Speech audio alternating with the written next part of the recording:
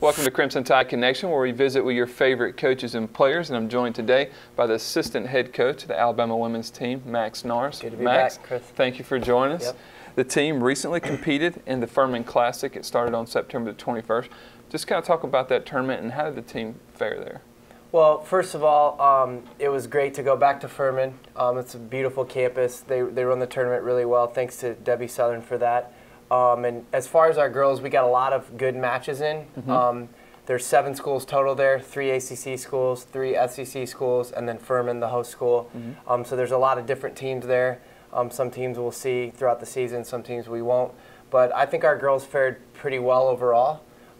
We had 2 finalists in singles draw 1 and single draw 2, and we had some good doubles combinations as well. So I think overall it was a good weekend, and our girls finished strong on Sunday too.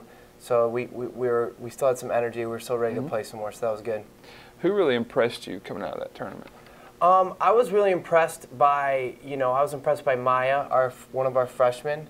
I thought she played some good matches. I was also impressed by Emily Zaber, the way she finished.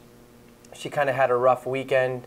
She was in both of the matches that she lost in the first 2 matches in singles. And then in the last match, she had a big lead in the first set and lost it.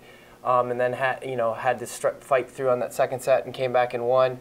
And then in the third set, she won 7-0 in a tiebreaker. So it was pretty cool to see her finish emphatically the way she did, and got that big win to finish off the weekend.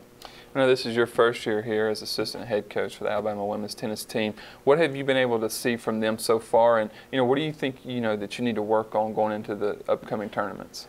The one thing that I've seen so far is the girls are so respectful and so coachable, and it's really pleasant to see. They're really receptive to the things that I say and the things that Jenny says, and they're very inquisitive. And again, it's a pleasure to be on the court with them. They have some energy and they have some charisma, and they fight, but they're also willing to listen.